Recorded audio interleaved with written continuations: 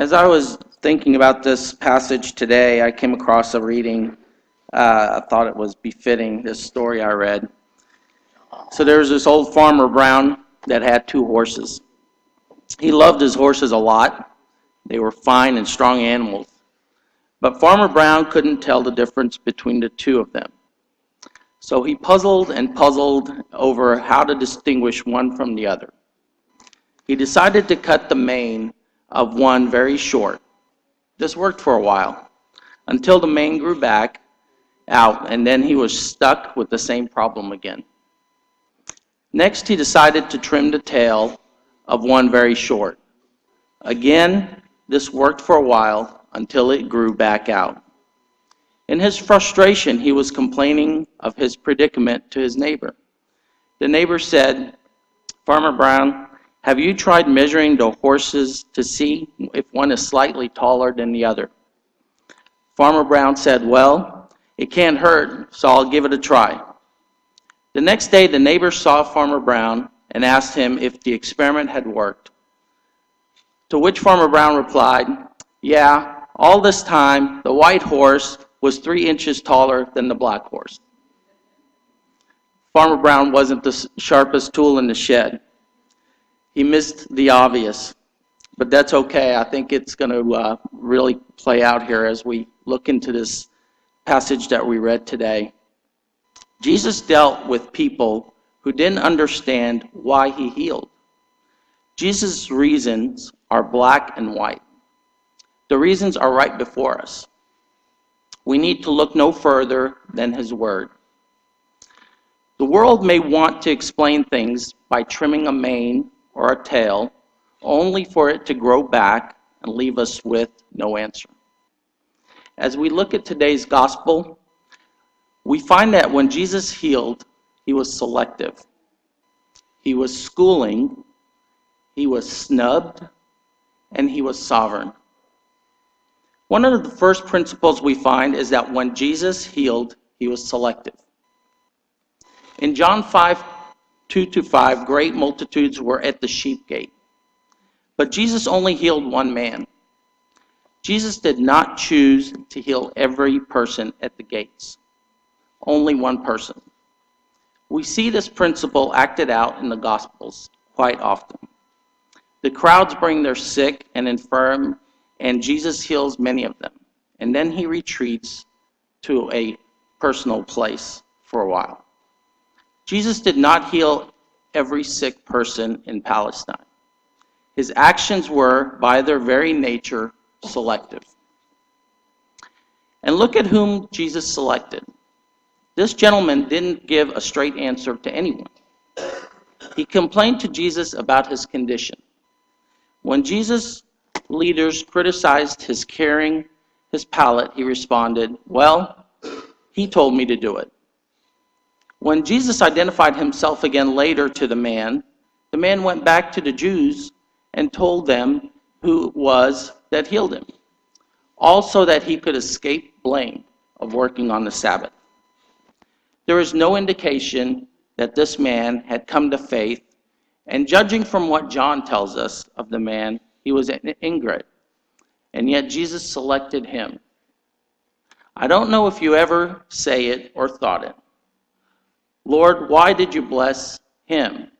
Why do they have all the power? I look around at all the wealthy people and the superstars who shake their fists at God, yet seem to prosper all the more.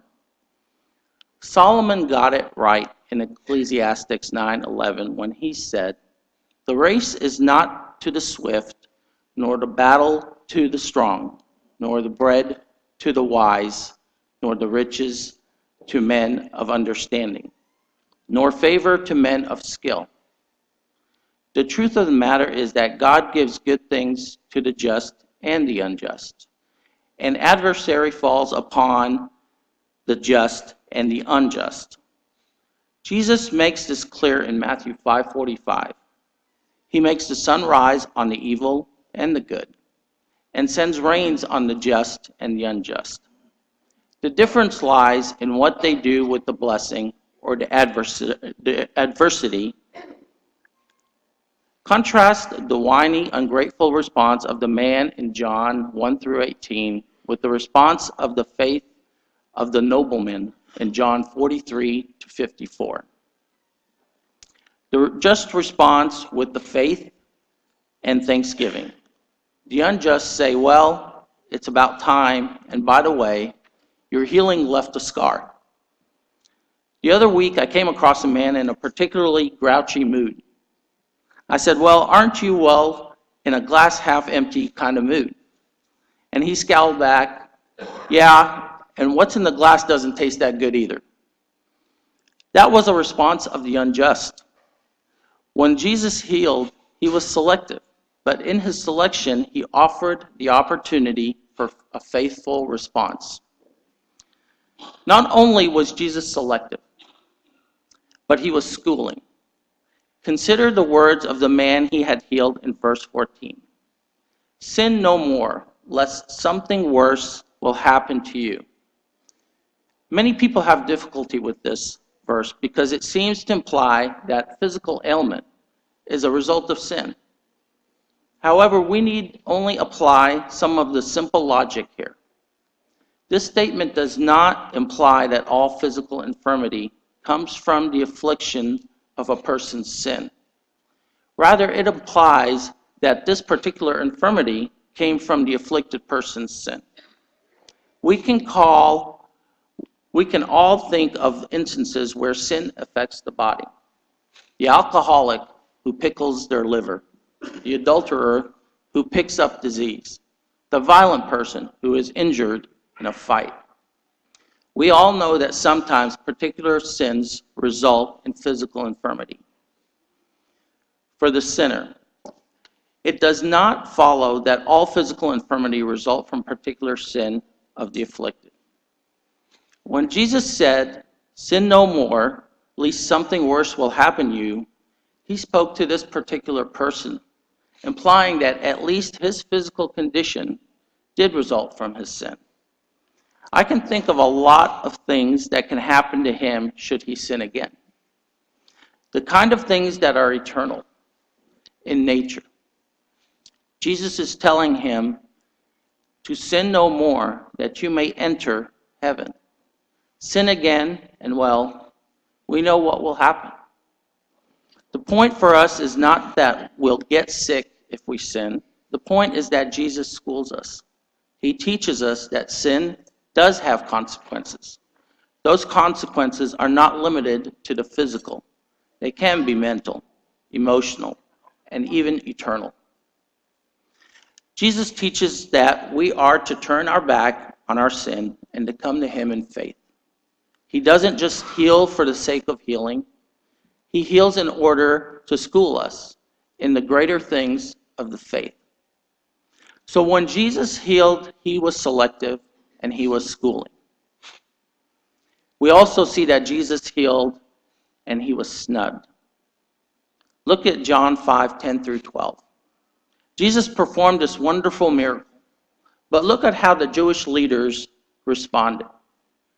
They confronted the healed man for carrying his bed. First, realize that by this time, the rabbis' commentaries on Old Testament law had defined 39 categories of effort and exertion that prohibited work, very particular actions on the Sabbath. They set up these 39 categories to remove any of the gray area around this law. When they saw the man carrying his burden, they automatically defined him as a lawbreaker because he was violating one of these 39 categories. The man replied, "He who made me well said to me, 'Take up your bed and walk.'" But notice how the leaders responded. It seems as though their hearing was selective. They only heard the command to violate the 39 categories. They didn't hear about the miracle. They missed it. They were so concerned with rigid adherence to their code that they missed out on the miracle. This is what leads up to their attitude in verse 16. Jesus wasn't playing by their rules. They were concerned about the rules, but Jesus was concerned about revealing the character of God. They saw a rule breaker and missed the reality that Jesus was showing mercy towards the undesirable. Have you ever seen the movie Dangerous Minds? Maybe you have. Michelle Pfeiffer plays a former Marine who takes a job teaching English in a rough inner city school. Her unconventional methods cause her to clash with the principal and the administration. At one point, one of her students is being chased by a gang member who wants to kill him.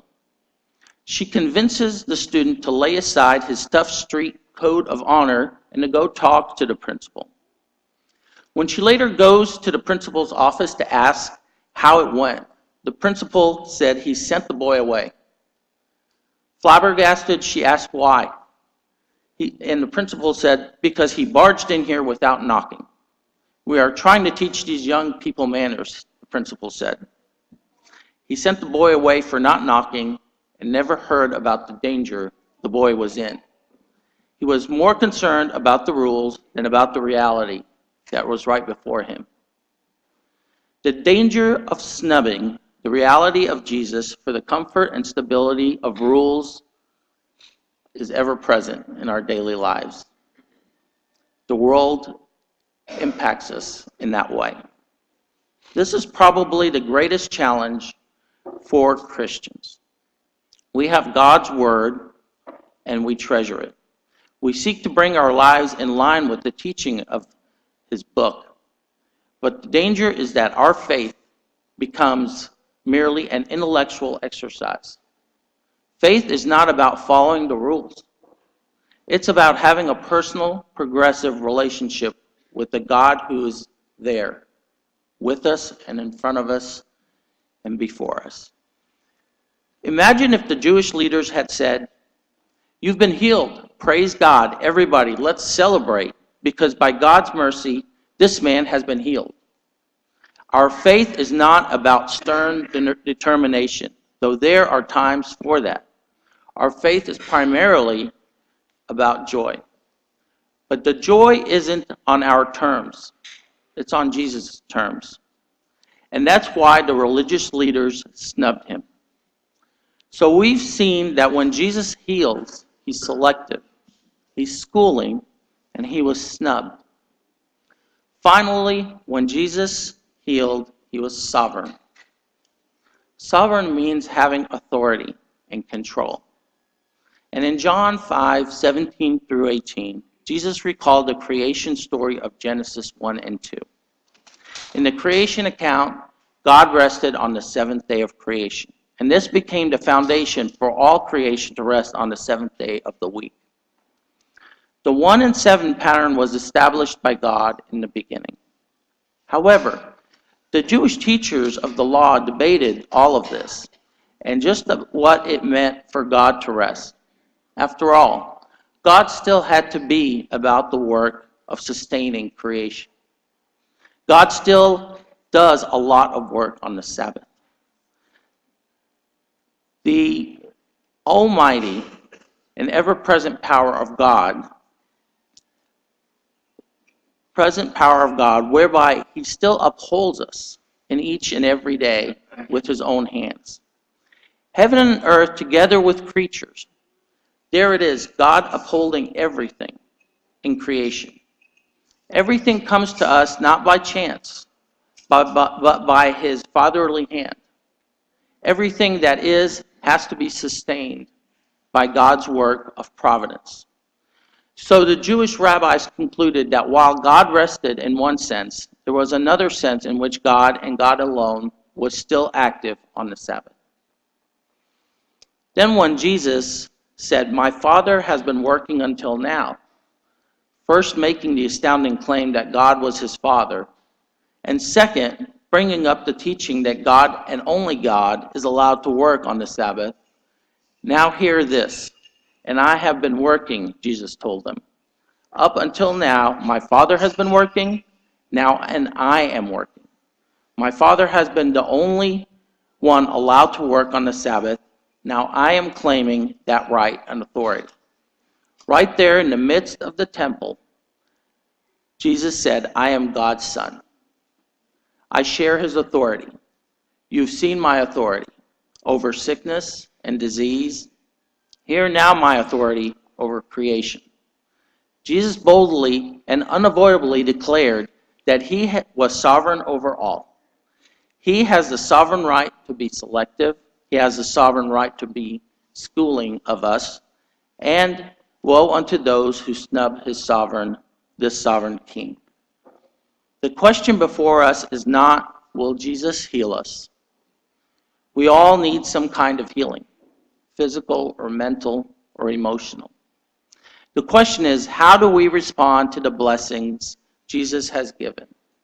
We have all been blessed in some way or another. Do we respond with praise and thanksgiving, or do we respond with attentiveness to the Master? Do we respond by seeking out other people in need of blessings so we can pass it on? Or do we hoard the blessings we receive and crave for more? Do we gratefully accept what God offers freely, or do we grumble and demand that God play by our rules? In a real sense, Christ has selected each one of you to hear his word, and he has schooled you about eternal truths. Now you must decide if you will snub him or acknowledge him as sovereign. Let's not be like Farmer Brown. It's in black and white in the book he gave us. It's in front of us, and he is with us. Let us all use this time of Lent to think about it. Glory be to God forever. Amen.